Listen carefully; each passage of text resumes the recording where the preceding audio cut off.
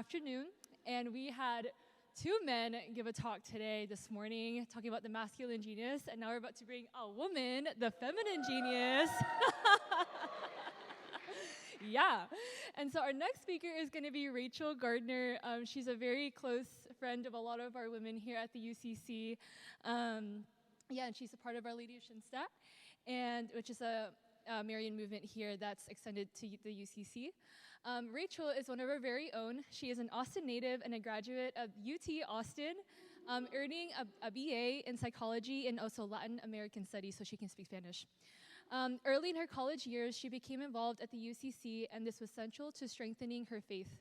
It was at the UCC that she discovered the call to consecrated life through becoming involved with the Schoenstatt University groups, and later joined the community of the Secular Institute of Our Lady of Schoenstatt. She received her master's in clinical mental health counseling from St. Mary's University in San Antonio, so she's also a counselor. Currently, as a consecrated in the middle of the world, Rachel lives out her vocation through her profession, working in the field of mental health and in service to the church through ministry with women from elementary school age through working young professionals. So everyone give it up for Rachel.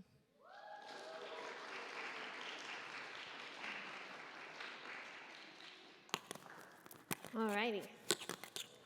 Speaking of being a woman, my hair in this microphone is, I don't know if it's going to work. Y'all can hear okay? Yeah. All right. Good afternoon. So, no? I hear like a little something. Let's see. Do this.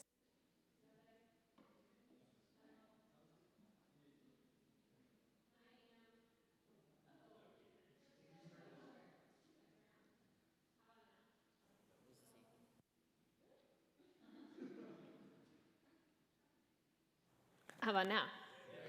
All right. Great. I'm honored to speak with you today. And although I think it's genius that both men and women are here to hear both talks, gentlemen, you'll excuse me if I address the women directly. What is life like for us as women right now?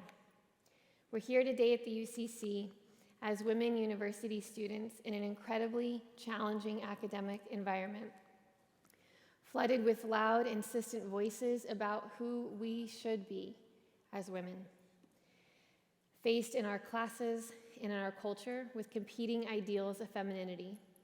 And we live in the capital of the great state of Texas, which means that we live in the heart of many political tensions about what gender is. In our personal lives, we're pulled in many directions, not only by our daily obligations as students, but also by our obligations in our families, as daughters, as sisters, and also with our friends and roommates. We may feel pressured by questions about the direction of our lives, discerning our majors or committed relationships or vocation, and we might be struggling with doubts about what will truly bring us fulfillment and happiness in life. At times, we can become overwhelmed by these competing ideas and all of these different demands, by the onslaught of mixed messages about feminine dignity and beauty. And we can feel tempted to doubt our dignity when we feel like we can't keep up or we're not enough, or maybe we've even experienced outright disrespect. Let us pause and notice what's happening around us, within us, on the screen, and just recenter ourselves on God this afternoon.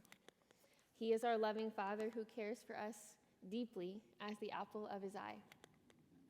Let us open our hearts to him and to what he wants to say to us as his beloved daughters, and let us not allow the day to end without giving thanks for however he works in us today. So, what is feminine genius?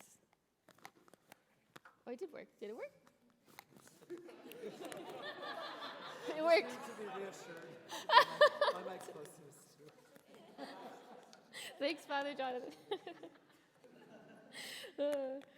So I'm guessing most of you have heard this phrase before. It was a term coined by St. John Paul II primarily made famous in his apostolic letter on the dignity and vocation of women in 1988, and then later again in his letter to women in 1995. I highly recommend that you read these letters. In the letter to women, he does a phenomenal job of capturing both the nuances of the reality of our challenges as modern women, acknowledging the historical issues and challenges therein, and also paving a way forward. And he expresses gratitude for women in all sectors of the church and how deeply our gifts are needed. He says to us, "It is thus my hope, dear sisters, that you will carefully reflect on what it means to speak of the genius of women, not only in order to be able to see in this phrase a specific part of God's plan, which needs to be accepted and appreciated, but also in order to let this genius be more fully expressed in the life of society as a whole, as well as in the life of the church." So he gives us an invitation to reflect for ourselves on what it means, which I love. He doesn't just say in that letter, here's the list, and here's what it means. He says, you women, we invite you to reflect and to know yourself. What is this? So in order to kickstart your own careful reflection on what is the feminine genius, I invite you to notice that one word or phrase from today that touches you, and to take it with you, allow it to fully develop within you, and then take practical conclusions from it. Today I will share from my own reflection a brief sketch of 3 gifts of our feminine genius.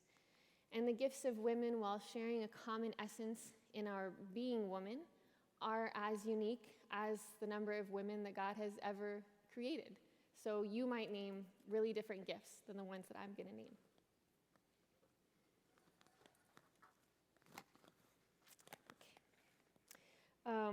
The 3 gifts I'm going to share about are the gifts of shelter, giving soul, and ennobling. Shelter, giving soul, and ennobling. These gifts are born from my experience of growing up in the church, as well as now as a consecrated woman. And while I've come to know the joy of giving such gifts, truly I first received them from Catholic women who spoke into my life in a profound way. Also, to describe these gifts, I will borrow from 2 deeply influential women who I believe embody the genius of woman. Edith Stein, a great woman philosopher canonized under her Carmelite name, St. Teresa Benedict of the Cross, and also Gertrude von Lefort, an author who has been called the greatest contemporary transcendent poet. Both wrote about Catholic feminism in the early 1900s, and both are converts to the Catholic faith. These 2 women deeply influenced my own life by giving me language to describe my experience as a woman in the modern world, and also to help me sort through those competing ideas of femininity. And as they helped me to know my own gifts, it's my hope that they help you also today. Before we dive into those 3 gifts, however, we need to paint a backdrop. So St. Teresa Benedicta tells us the world doesn't need what women have, it needs what women are. What does that mean? What is our essence as women? I'm going to make a few quick connections, so stay with me. The ideal of womanhood, as designed by God, was given to us in Mary of Nazareth, the Mother of God, in her mission as companion and collaborator with Christ in the work of redemption. She becomes the symbol of the church itself, the bride of Christ. So Mary is the archetype of the church. The church herself is thought of as feminine. What can we learn about this? What can we learn from this about ourselves? Within the complementarity of the sexes, the woman has been given, in a way, a kind of advantage in the spiritual life. That is a natural tendency towards interior life. As I speak, you're going to hear me say tendency a lot, or an accentuation, and that doesn't mean it's something that men don't have, but the idea of understanding how there is a natural tendency one way or the other. So with this advantage that woman has been entrusted with, she is given a great responsibility to embody and safeguard the religious nature of mankind in order to give it as a gift. What do I mean by that? The human being is, in his or her essence, a creature made by the Creator, a child of the Heavenly Father. And this dynamic of being a dependent creature on the Creator God, this spiritual childlikeness, if you will, which is necessary for God to unfold his fatherly activity, has been entrusted to us in a special way. And it is this feminine spiritual receptivity that is symbolized in this image of the church as the bride of Christ. Let's add some more depth to that. So here we're going to borrow from Gertrude von Lefort. If the Immaculata is God's inviolate image of humanity, the Virgin of the Annunciation is its representative. In the humble fiat of her answer to the angel lies the mystery of redemption insofar as it depends on the creature. So in the mystery of redemption, the only thing that depends on us is the fiat, the surrender. For his redemption, man has nothing to offer, nothing to contribute to God, other than the readiness of unconditional surrender. The fiat of the Virgin is therefore the revelation of the religious quality in its essence. Since as an act of surrender, it is at the same time an expression of essential womanliness, the latter becomes the manifestation of the religious concept of the human being. Fiat, surrender, the religious concept of all humanity.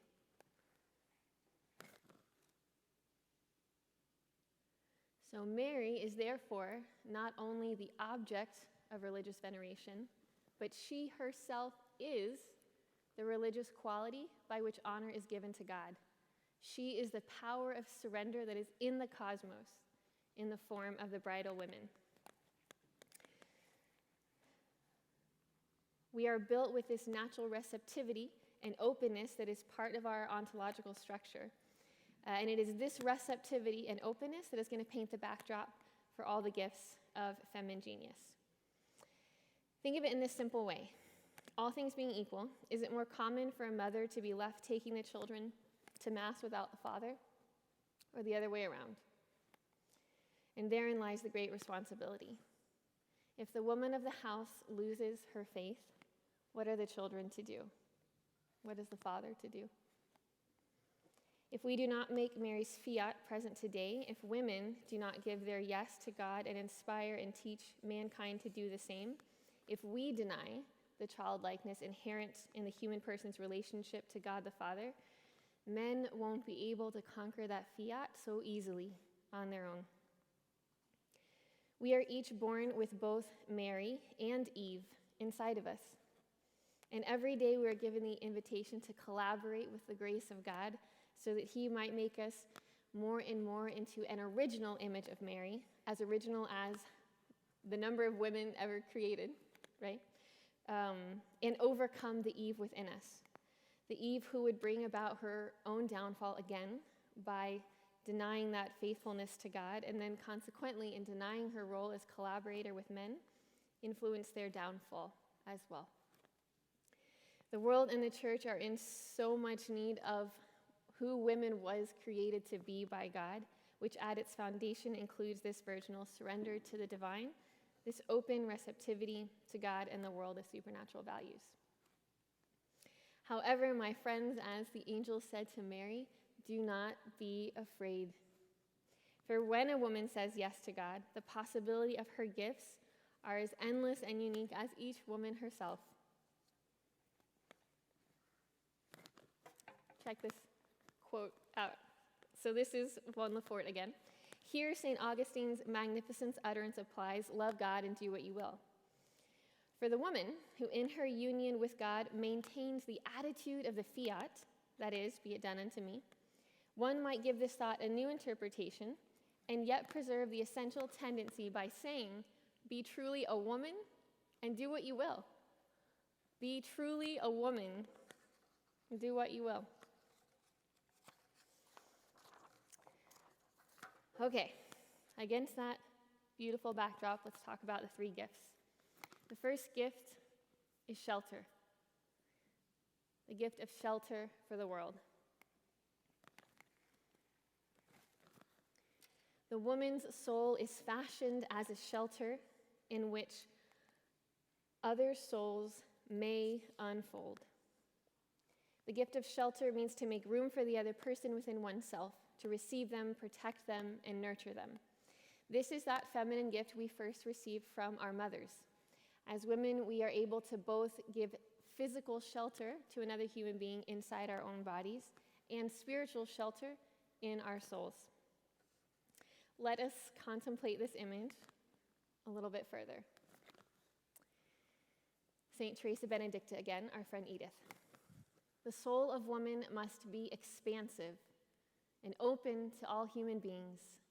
It must be quiet so that no small weak flame will be extinguished by stormy winds, warm so as not to benumb fragile buds, clear so that no vermin will settle in dark corners and recesses, self-contained so that no invasions from without can imperil inner life, empty of itself in order that extraneous life may have room in it. Finally, mistress of itself and also of its body, so that the entire person is readily at the disposal of every call. What a high calling and profound gift, and how needed by the world today. For the true woman that receives the other one in such a way so that the other one can grow freely, not according to her will and designs, but according to their God-given dignity. We can see this gift manifested in its stark opposite in all of the wicked stepmothers of our fairy tales. Why is a wicked stepmother so creepy and terrible? Because she uses the child for her own selfish gain, and the one that she's called to protect in their vulnerability, she is cruel to them. The stark opposite of the gift of shelter. One of my most profound experiences of receiving shelter was while I was here at the UCC as a student. In the middle of those years of searching for direction and purpose, I met for the first time a consecrated woman from the community which God ultimately called me to join. And I experienced this gift of shelter. She listened to me and received me in an utterly selfless way, and with her intuition and warmth, created the space where I could flourish freely, and that freely given gift shaped my life forever. You see, there are always opportunities to give this gift, called as we are to belong to a body of Christ and to live our faith journey together in community. Who will receive that person sitting alone at Mass, or the one who's quiet at the dinner table? Who will notice the person on the outskirts of the group? Yet also how overwhelmed we can become by our own suffering or the suffering of others, such that all we want to do is close ourselves off and not receive anyone. It is only possible to give this gift of shelter as women when we live deeply sheltered in the heart of the Father. Okay, second gift, giving soul to the world.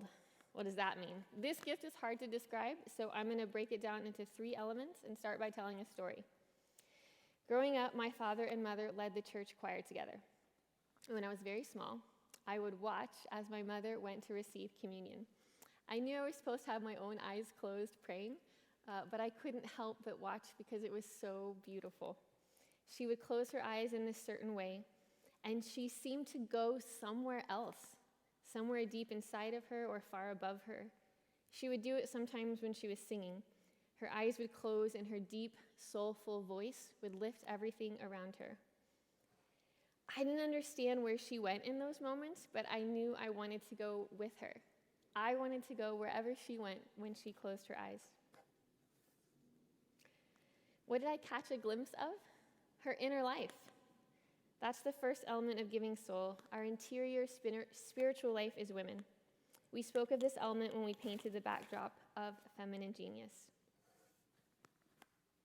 Edith Stein puts it this way: thus, woman can achieve perfect development of her personality only by activating her spiritual powers. How needed is this gift of inner life today in the world and in the church, for we are children of our times, overstimulated and saturated by endless variety and flashy images, pressured to externalize every thought, to broadcast and publicize it as soon as we have it. There is no time to process all these impressions and stimuli, which means that we are prevented from getting to the depths of anything. Rather, we are bombarded by the incessant ricocheting of empty activity, each impression quickly replaced by one that follows it before even one can be digested or understood. And we wonder why the world is so anxious. God has written the remedy for this incessant externalization into your souls. You already have what you need within you as a woman to cultivate these gifts. And since life enkindles life, if we cultivate this gift of inner life, above all through prayer and the sacraments, my friends, if we are faithful to what God has designed us to be, the revolution we can bring about is limitless. We can be the kind of faithful revolutionaries of inner life that our world desperately needs. Second element of giving soul is the emotional life. The strength of woman lies in the emotional life, says our friend Edith. For the soul perceives its own being in the stirrings of the emotions. Edith also talks about how emotions are the center of a woman's soul, and therefore emotional formation is central to women's education. Within our prayer life, we have to devote time to getting to know and understand ourselves, so that our emotions will be able to deepen and become integrated in a balanced way. In this way, we can give soul as a powerful motivating force in the world and church.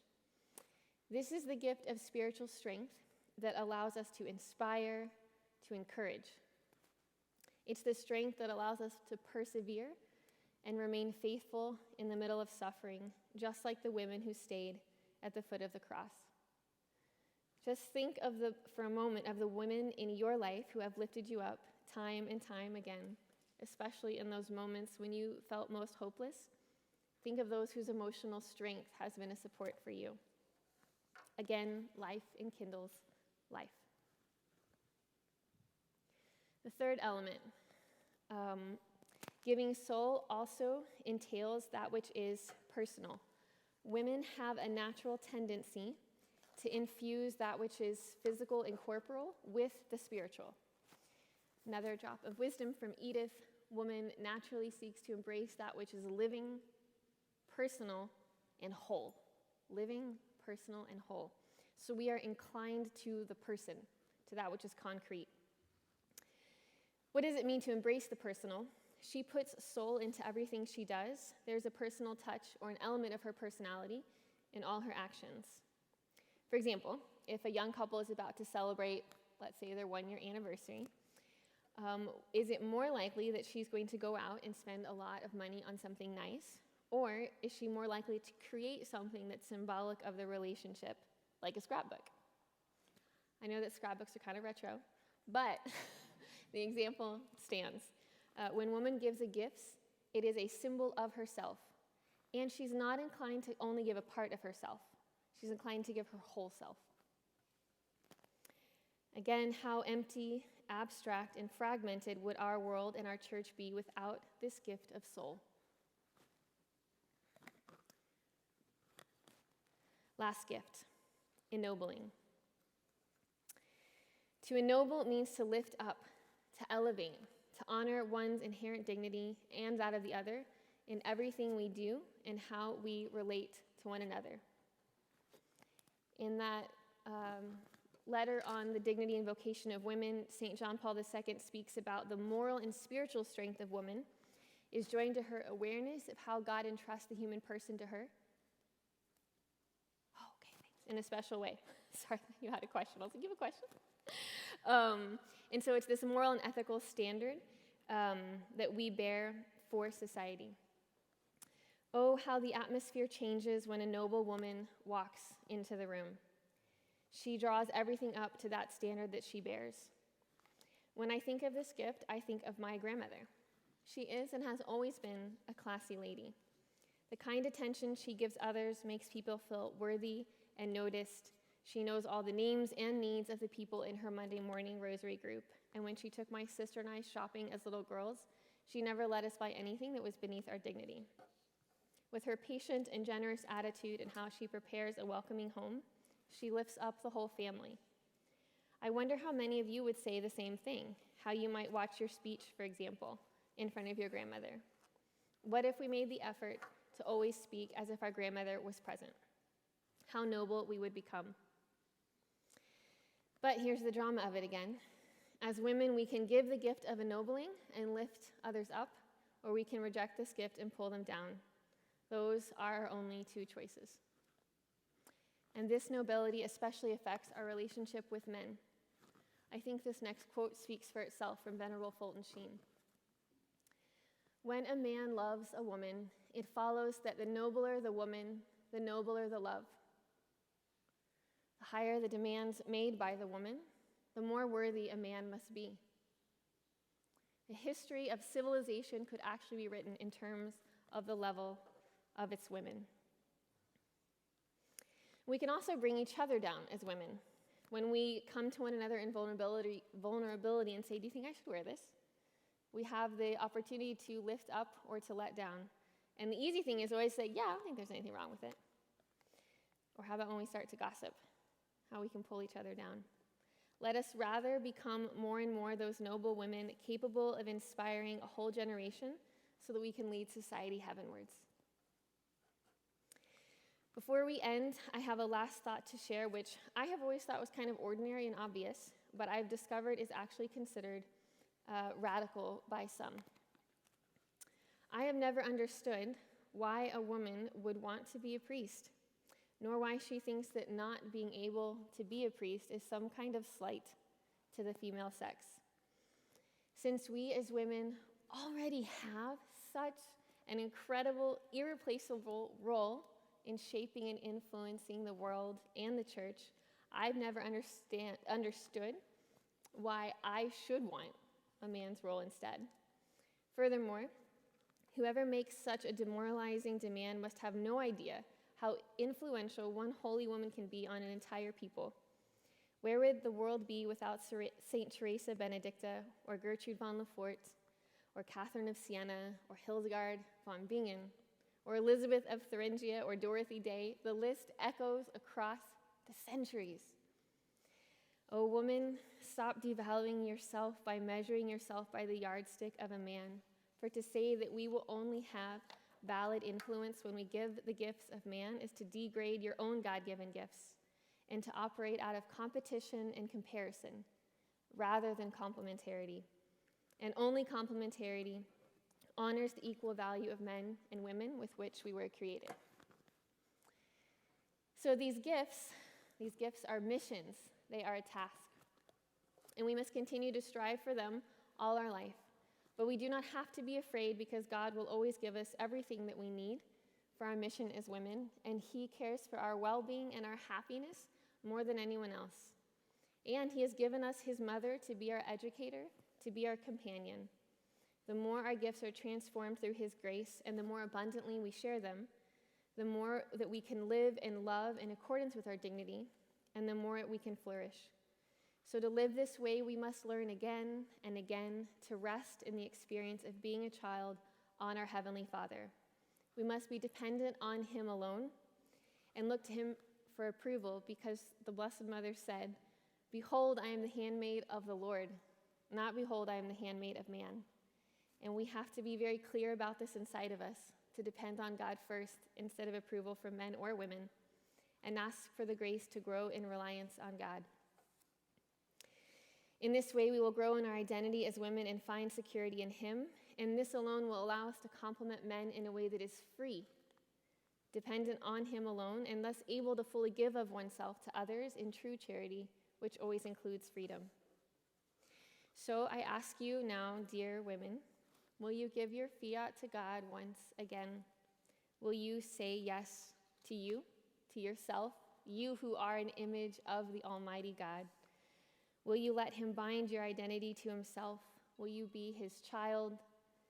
Will you be his daughter, his bride, his mother? Will you collaborate with him and be his helpmate in the redemption of the world and freely give back to him the gifts he has lavished upon you for your friends, for your church, for your family, and for a world in need? We all await your yes, and the world will be changed forever by your answer. So just remember, be truly a woman and do what you will. Thank you.